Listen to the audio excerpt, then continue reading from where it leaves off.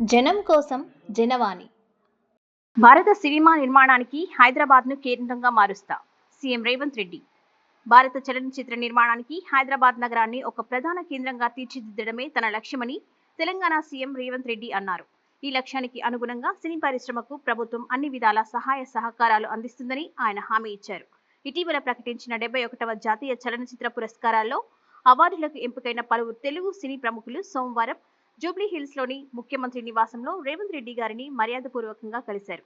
ఈ సందర్భంగా ముఖ్యమంత్రి అవార్డు విజేతలందరినీ అభినందించి శాలువాలతో సత్కరించారు. అనంతరం సినీ ప్రముఖులతో కాసేపు ముచ్చటించారు. ఈ భేటీలో సినీ రంగం ప్రస్తుతం ఎదుర్కొంటున్న పలు సవాళ్లను, సమస్యలను వారు ముఖ్యమంత్రి దృష్టికి తీసుకెళ్లారు.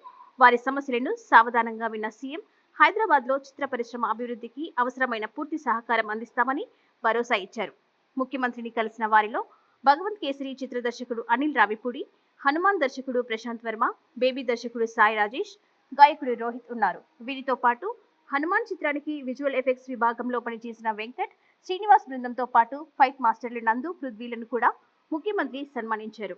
ఈ కార్యక్రమంలో హనుమాన్ నిర్మాతలు చైతన్యారెడ్డి, నిరంజన్ రెడ్డి, బేబీ నిర్మాత ఎస్కేఎన్, భగవంత్ కేసరి నిర్మాత సాహు గారపాటి తదితరులు కూడా పాల్గొన్నారు.